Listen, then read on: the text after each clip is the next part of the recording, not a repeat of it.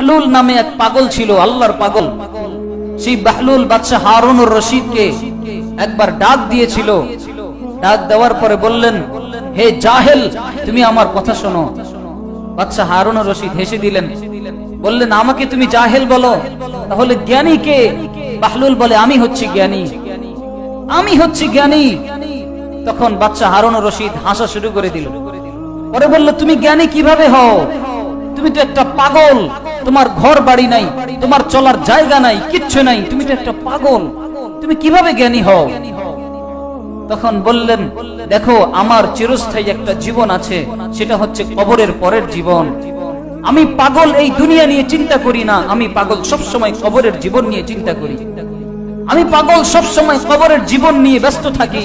তাহলে আমি হচ্ছি জ্ঞানী, আর তুমি হচ্ছ এমন দুনিয়া নিয়ে ব্যস্ত, এমন নেতাগিরি নিয়ে ব্যস্ত, এমন রাজত্ব নিয়ে ব্যস্ত, যেটা তোমার দুইটা চোখ বন্ধ হয়ে গেলে মুহূর্তে শেষ হয়ে যাবে।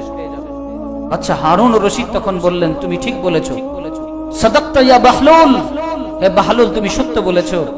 এরপরে বললেন যে তুমি আমাকে আরো কিছু নসিহত করো। তখন সে বাহলুল বললেন, দুনিয়ার মোহ ত্যাগ করো, ওই জীবনের প্রতি তুমি দৌড়ে যাও যেই জীবন তোমাকে চিরস্থায়ী রাখবে। দুনিয়ার ভালোবাসা ত্যাগ করো, যেটা ৬০-৭০ বছরের পর এটা চলে যাবে। ওই জিন্দেগির ভালোবাসা অর্জন করো, যেই জিন্দেগির ভালোবাসা অর্জন করলে যেটা কখনো শেষ হবে না, অনন্তকাল থাকবে। আচ্ছা, হারুনুর রশিদ বললেন, আমার কাছে কিছু চাও, তুমি যা চাইবে আমি তোমাকে তাই দিয়ে দেব। বাহলুল বললেন, সত্যি কি তুমি আমাকে তাই দিয়ে দিবে? বলে, হ্যাঁ, তুমি যা চাও আমি তোমাকে তাই দিয়ে দিব। বললেন, তুমি আমার বয়স বাড়িয়ে দাও, তুমি আমার বয়স বাড়িয়ে দাও। বাদশা হারুনুর রশিদ বললেন, লা আকদিরু হাদা, এটা আমার দ্বারা সম্ভব না। একটু পরে আবার বললেন, হ্যাঁ শোনো, তুমি আমাকে আজরাইল থেকে মুক্তি দাও, মালাকুল মউত থেকে মুক্তি দাও। বলে, লা আকদিরু বিযালিক, এটা আমার দ্বারা সম্ভব না, আমি মালাকুল মউত থেকে মুক্তি দিতে পারবো না। বাহলুল তাকে বললেন, তাহলে একটা কাজ করো, তুমি আমাকে জাহান্নাম থেকে মুক্তি দিয়ে জান্নাতে দিয়ে দাও। বাদশা হারুনুর রশিদ বললেন, না, এটাও আমার দ্বারা সম্ভব নয়। তখন বললেন, ফাআনতা ফাকিরুন, ও হারুনুর রশিদ, তুই তো একটা ফকির, তোর কাছে দেওয়ার মতো কিছু নেই, তাহলে আমি কেন তোমার কাছে চাইবো?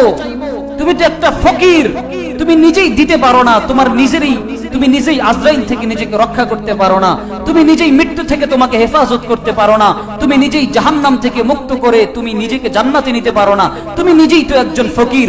আমি তোমার কাছে চাইবো না, আমি সেই আল্লাহর কাছে চাইবো যে আল্লাহ ফকির না।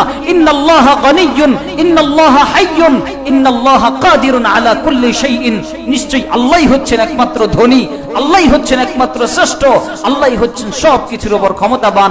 তাহলে আমি সেই আল্লাহর কাছে চাই যে আল্লাহর কাছে কোনো অভাব নাই। বলেন না সুবহানাল্লাহ।